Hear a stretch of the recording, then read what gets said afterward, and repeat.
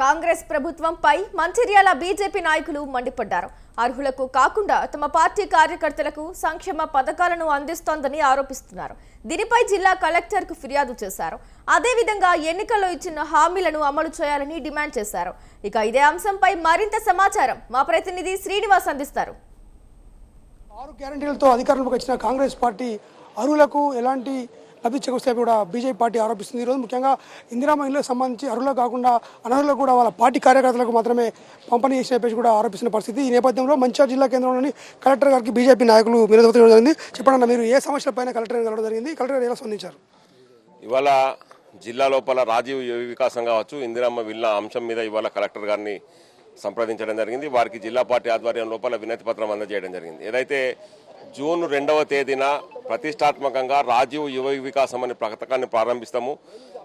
40,000 నుంచి 5 లక్షల వరకు లోన్లు ఇస్తాము నిరుద్యోగ యువతకు అని చెప్పి మరి ప్రకటించినటువంటి రాష్ట్ర ప్రభుత్వము ఈరోజు జూన్ 2న ఇవ్వకుండా చేతులెత్తేసింది. అదేవిధంగా చాలా సందర్భాల లోపల రాష్ట్ర ప్రభుత్వం కావచ్చు, ముఖ్యమంత్రి గారు కావచ్చు, ఉప ముఖ్యమంత్రి గారు కావచ్చు, రాజీవ్ యువ వికాసం లోన్లకు సిబిల్ స్కోర్ అవసరం లేదు, అదేవిధంగా పాన్ కార్డ్ అవసరం లేదు అని చెప్పి నిర్ద్వందంగా ప్రకటనలు ఇచ్చిండ్రు. కానీ నిజంగా లాస్ట్కి వచ్చి ఏదైతే మొన్న చిట్ట చివరి లోపల లిస్టు విడుదలైంది, చాలా అనధికారికంగా చాలా లిస్టులు విడుదలైనాయి. ఆ లిస్టులను చూస్తే ఒక్క దాంట్లో కూడా సిబిల్ స్కోర్ లేని వాళ్ళకు ఒక్కరిని కూడా అర్హులైన ఎంపిక చేయలేదు బ్యాంకర్లు. ఏదైతే నిజంగా పొట్ట చేత పట్టుకొని డబ్బులు లేక చిన్న చిన్న అప్పులు తీసుకొని చెల్లించలేని పరిస్థితులు ఉన్నటువంటి నిరుపేద ప్రజలను ఆదుకోవడానికి రాజీవ్ యువ వికాసం కావాలి. కానీ ఆర్థికంగా బలపడి లక్షల రూపాయలు బ్యాంకులలో ఉన్న వాళ్లకు ఇవ్వడం ఎందుకు?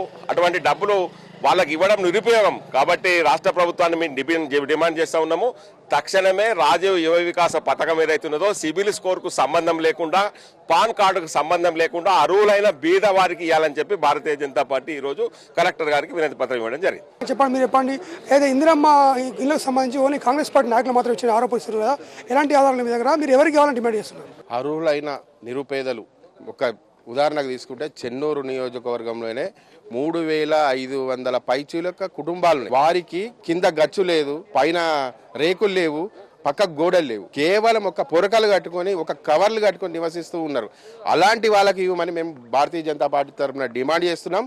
అలాంటి వారికి ఇవ్వకుండా వారి నాయకులు కాంగ్రెస్ నాయకులకే ఇస్తున్నారని మాకు సమాచారం ఉంది. వారి సమాచారాన్ని మొత్తం తీసుకొని కలెక్టర్ గారికి ఇస్తాం. ఇవ్వలేని పక్షంలో మీడియా ద్వారా ప్రజల ద్వారా మేము పోరాటం చేస్తాం. భారతీయ జనతా పార్టీ అర్హులైన పేదలందరికీ వచ్చే వరకు భారతీయ జనతా పార్టీ ప్రజల పక్షాన ఉంటుందని ఈ సందర్భంగా తెలియదు. భారతీయ జనతా పార్టీ చెప్తుంది అర్హులైన వారి అందరికీ కూడా ఇందిరమ్మ ఇల్లు అదేవిధంగా రాజీవ్ కిరణాలు అందేయాలని చెప్తుంది. అంతేకాకుండా రేపు రానున్న రోజుల్లో అర్హులకు ఇవ్వకుండా ఆందోళన కార్యక్రమం చేస్తాను కూడా హెచ్చరిక జారీ చేస్తున్నారు. శ్రీనివాస్, స్వతంత్ర టీవీ, మంచిర్యాల.